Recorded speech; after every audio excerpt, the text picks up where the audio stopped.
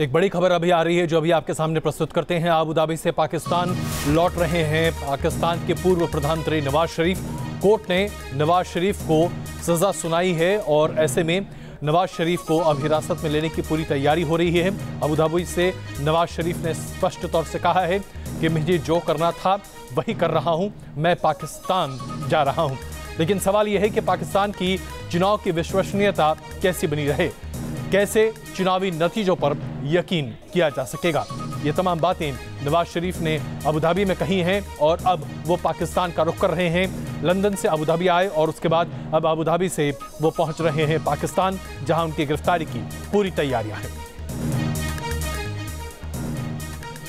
तो आज zero hour में सबसे पहले हम बात करेंगे पाकिस्तान में जो राजनीतिक भूचाल आया हुआ है उस पर।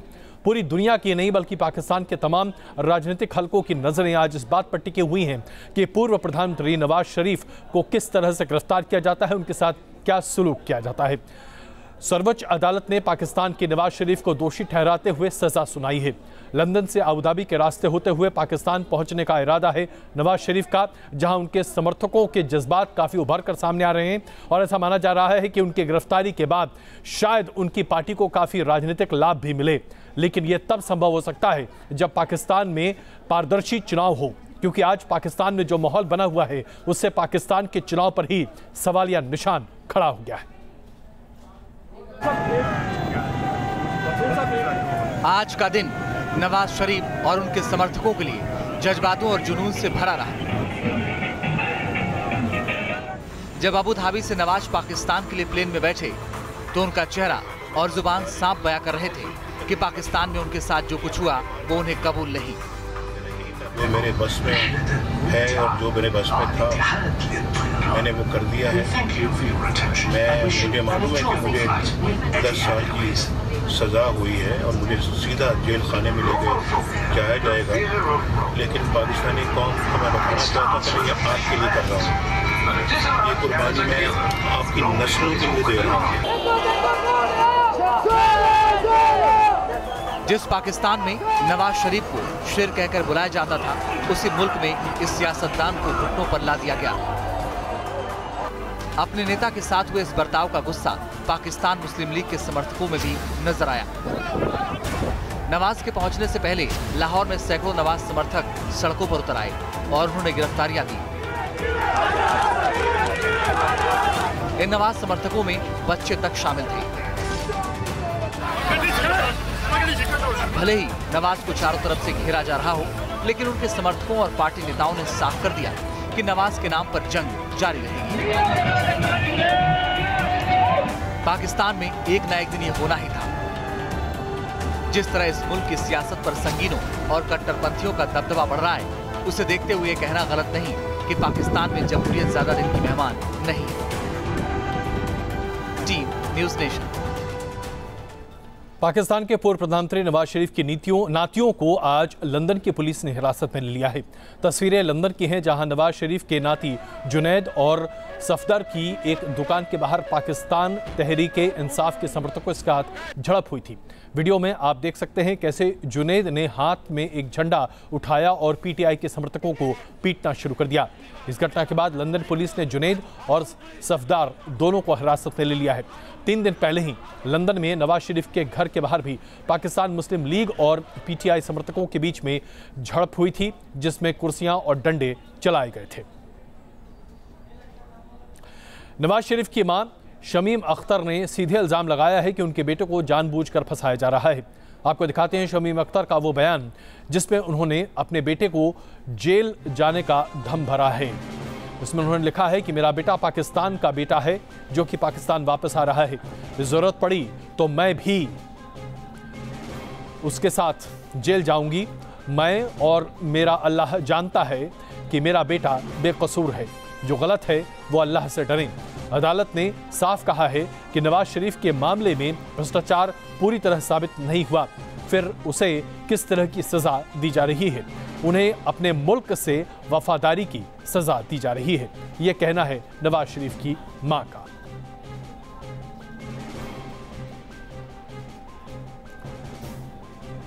नवाज शरीफ के लिए आगे का रास्ता बहुत आसान नहीं दिखाई देता, खास करके तब जबकि पाकिस्तान का पूरा सिस्टम मानो नवाज शरीफ के खिलाफ खड़ा हुआ हो। नवाज शरीफ को अदालत में गुनहगार करार दिया गया है और सरकारी अमला भी नवाज शरीफ को चारों तरफ से घेरता हुआ दिखाई दे रहा है। इस बारे में इस बात को स्पष्ट तौर से समझा जा सकता है कि आज पाकिस्तान में सेना की सरपरस्ती में इमरान खान की पार्टी को पूरी तरीके से आगे बढ़ाया जा रहा है और जिस तरह से ये सब कुछ हो रहा है उससे स्पष्ट है कि कम से कम नवाज शरीफ को जेल के भीतर ही रहना पड़ेगा, बाहर आने की गुंजाइश न के बराबर है। एक तरफ सियासी विरोधी, दूसरी तरफ सेना, तीसरी तरफ कट्टरपंथी ताकतें और चौथी तरफ पाकिस्तान का सरकारी अमला। कुछ इस तरह नवाज शरीफ की घेराबंदी की गई और इस घेराबंदी ने बता दिया कि आज पाकिस्तान में एक ताकतवर धड़ा नवाज का सियासी वजूद खत्म करना चाहता है। एक दौर में पाकिस्तानी सियासत का चमकता सितारा रहे नवाज को आज दूध से मक्खी की तरह निकालने की कोशिशें की जा रही हैं। पाकिस्तान के सरकारी चैनल पीटीवी ने किसी भी दोषी के वीडियो दिखाने पर पाबंदी लगा दी है। बताने की जरूरत नहीं कि यह पाबंदी नवाज शरीफ के मद्देनजर ही लगाई गई है। सरकारी अमला किस तरह नवाज शरीफ को नॉकआउट करने पर तुला है, इसकी एक तस्वीर लाहौर में नजर आई थी। नवाज शरीफ के पाकिस्तान पहुंचने से पहले नवाज शरीफ की पार्टी पाकिस्तान मुस्लिम लीग के 300 से ज्यादा वरिष्ठ नेता और कार्यकर्ताओं को लाहौर पुलिस ने हिरासत में ले लिया। ये कार्यकर्ता 30 दिन तक हिरासत में रहेंगे, यानी चुनाव के बाद ही इन्हें रिहा किया जाएगा। बताया जा रहा है कि जरूरत पड़ने पर लाहौर में फोन और इंटरनेट सेवा भी रोक दी जाएगी। लाहौर आने से 2 दिन पहले खुद नवाज शरीफ ने कहा था कि उनके चुनावी कैंपेन को नुकसान पहुंचाने की हर मुमकिन कोशिश की गई। फैज़ हमीद साहब और उनकी जो टीम है वो पूरी तरह से मुलव्विस है। हमारे लोग तोड़े गए, उन लोगों को पार्टी छोड़ने पे मजबूर करने में उनका किरदार है। बहुत सारे लोग छोड़ना नहीं चाहते थे, लेकिन उनसे ये ज़बरदस्ती ये काम करवाया गया। तो मैं ये समझता हूँ कि ये बहुत अफसोस है कि आज इन सब कामों के लिए DGI-SPR को ये वजाहतें देनी पड़ी। नवाज शरीफ पहले भी इस किस्म के हालात का सामना कर चुके हैं, लेकिन वो दौर अलग था और ये दौर अलग है। तब पाकिस्तानी सियासत में जमहूरियत के मतवाले थे और आज पाकिस्तानी सियासत कट्टरपंथियों के जूतों तले दबी पड़ी है। Team news nation. राइए अब आपको सीधे दिखाते हैं लाहौर, जहां पर नवाज शरीफ के इंतज़ार कर रहे हैं उनके समर्थक बड़ी संख्या में वहां पर लाहौर एयरपोर्ट के पास मौजूद हैं।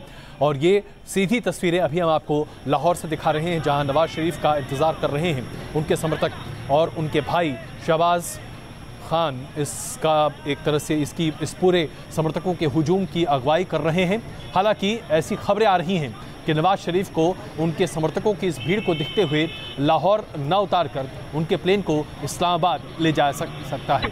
ये खबरें अभी आ रही हैं। इसके साथ साथ आपको हम ये बता दें, ये पहला मौका नहीं है जब नवाज शरीफ को इस तरीके से हिरासत में झेलना पड़ा है तमाम चीज़ों को, क्योंकि इससे पहले 1999 में भी उस वक्त के सेना अध्यक्ष जनरल परवेज़ मुशर्रफ ने नवाज शरीफ को मिड एयर यानी कि उनकी उड़ान के दौरान ही उन्हें गिरफ्तार किया था और जैसे ही वो इस्लामाबाद उतरे थे उन्हें सीधे जेल में भेज दिया गया था। यानी कि नवाज शरीफ के उनके खुद की अपनी ज़िंदगी में ये दूसरा मौका है जब खुद उनकी सरकार ने उन्हें गिरफ्तार किया भ्रष्टाचार के मामले पर।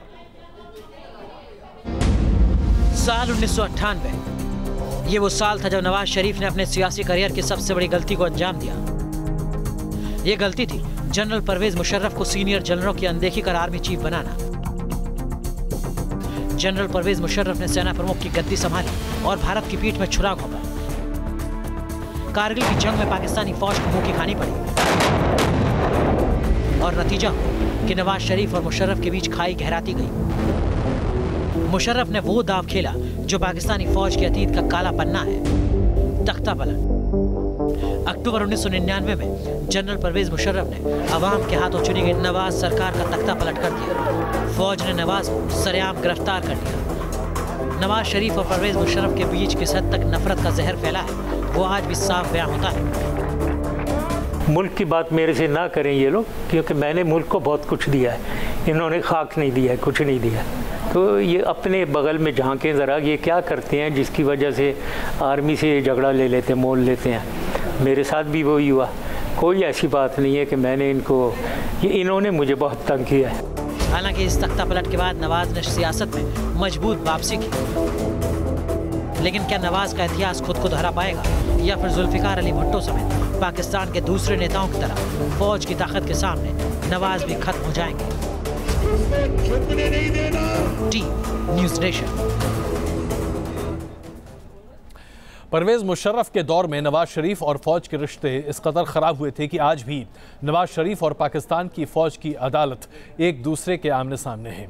इस तरह से अगर ये कहा जाए कि आज पाकिस्तान की फौज नवाज शरीफ को एक बार फिर जेल के भीतर भेजना चाहती है तो इसमें इसलिए कुछ गलत नहीं है क्योंकि आज इमरान खान फौज का वो चश्मे बदूर बना हुआ है जिसकी वजह से आज नवाज शरीफ और उसके पूरे परिवार को बहुत कुछ झेलना पड़ रहा है।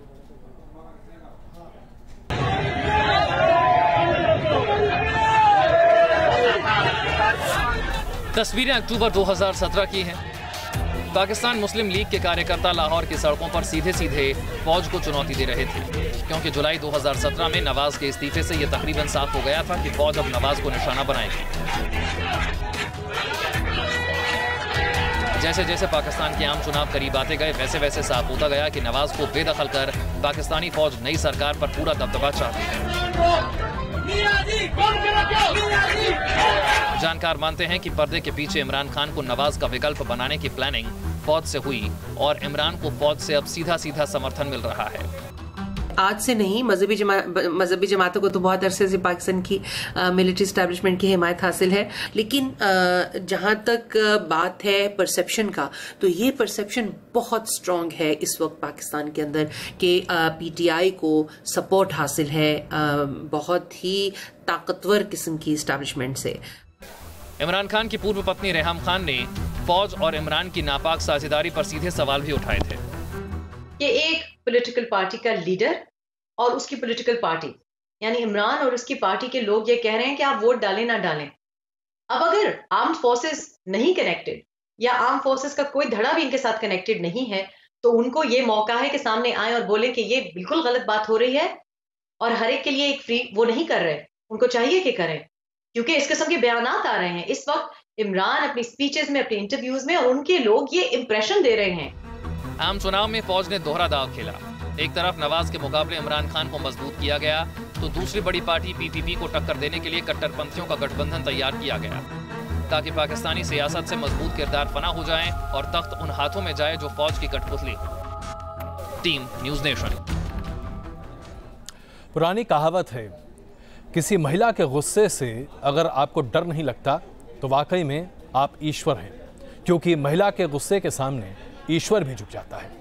पाकिस्तान में प्रधानमंत्री का पद पर आसीन होने का ख्वाब देखने वाले इमरान खान को शायद अपनी पूर्व पत्नी रेहम खान की थोड़ी इज्जत करनी चाहिए थी, अन्यथा वो नहीं होता जो आज हो रहा है। रेहम खान ने अपनी किताब में इमरान खान के बारे में जो कुछ लिखा है, अगर वो ज़रा सा भी सच है तो इसमें कोई शक नहीं है कि इमरान खान का राजनीतिक करियर पाकिस्तान में लगभग ख़त्म ही है और अंतर्राष्ट्रीय स्तर पर शायद ही कोई व्यक्ति उन पर यकीन कर पाएगा।